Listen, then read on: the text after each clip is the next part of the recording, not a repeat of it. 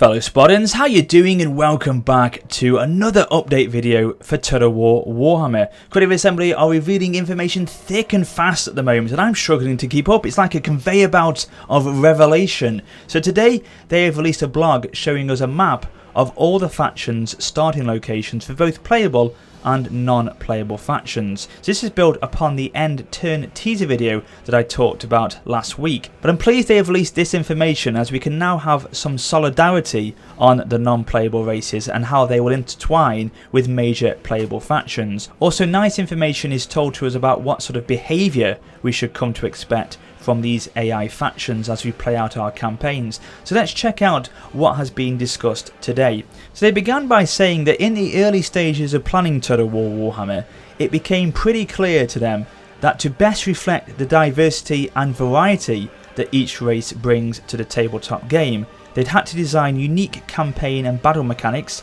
styles of play, and ultimately flavour. It was almost like working on a bunch of historical eras simultaneously. In short, they found themselves being pretty choosy about which races they would concentrate on making playable. Nothing exists in isolation though. Take the dwarves for example. There are a bunch of factions in the lore, such as Karak Norn, Karak Hern I think, and even the lost clan of Karaka Drak, surrounded by chaotic marauder tribes way up in the wilds of Norska. So they built many minor factions for each race, gave them personalities of their own, and while the playables are the stars of the show, the supporting cast, whether noble, capricious or downright bloodthirsty, brings a lot of texture and colour to your campaign. Start a campaign as the Empire, and one of your main victory conditions is to control a specific set of regions through ownership, alliance or vassalage. So your first order of business will be to figure out which of the non-playable elect accounts is friendly towards you and which aren't.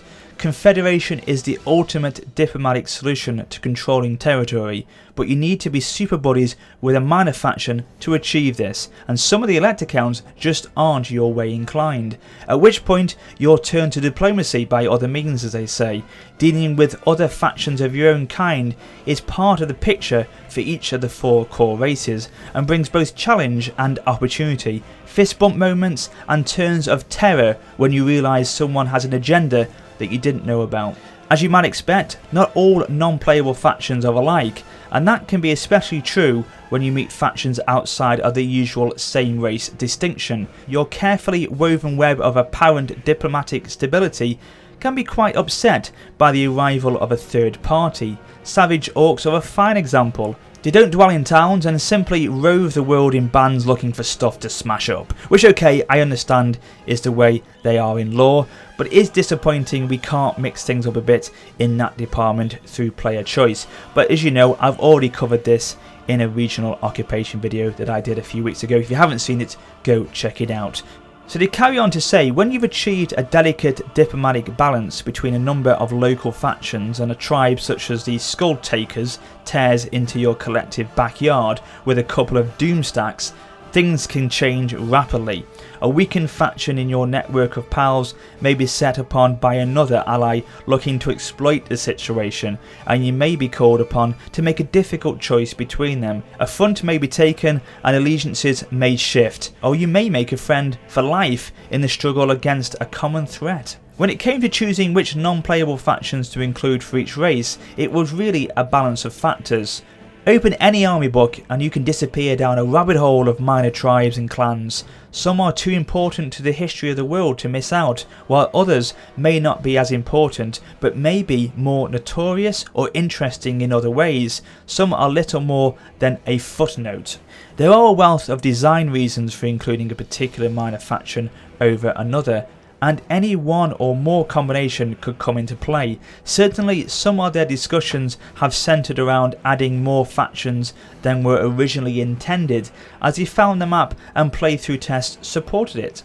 It could be that particular areas felt contested enough already, or that a major faction needed a little more pressure or support in the early game to deliver the right level of challenge or selection of options.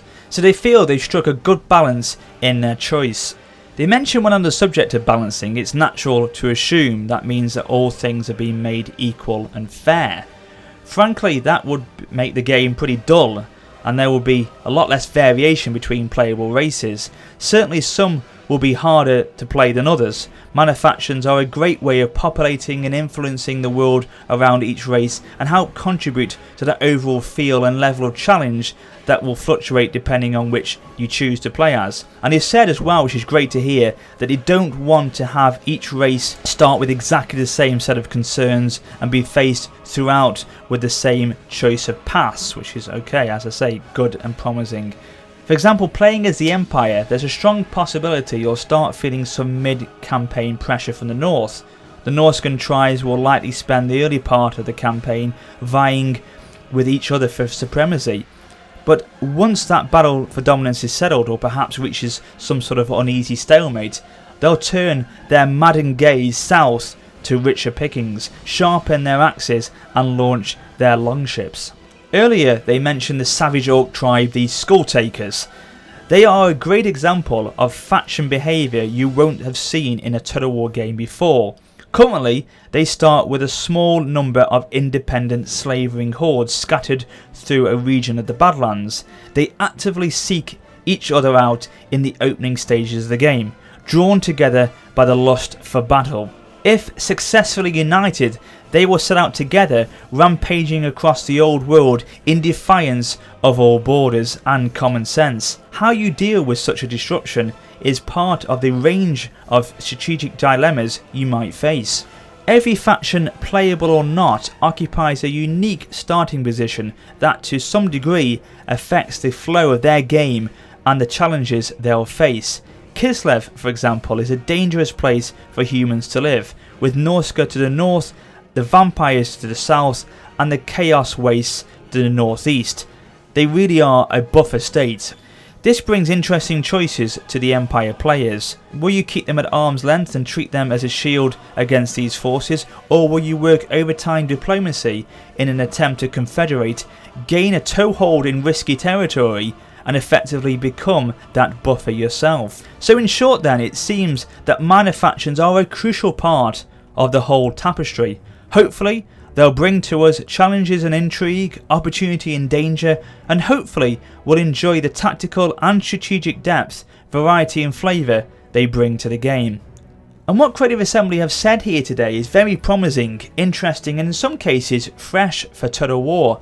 This is what I wanted to hear, because all this is what needs to be in place, I feel, to keep me on my toes, so the depth is there enough with having to deal with all these loads of different aspects, so that I don't even worry about not being able to capture X, Y and Z settlements. So yeah, great reveal, fantastic now to see all the factions that will be in the game and where they will start on the map. Be sure to let me know your thoughts on the factions that CA have chosen to be in the game, and which ones besides Bretonnia, which I think is a given, will be unlocked later on down the line to us as playable races. So I hope you enjoyed the video, and as always guys, thank you so much for watching, but until next time, this is Warrior Spotter for now saying farewell.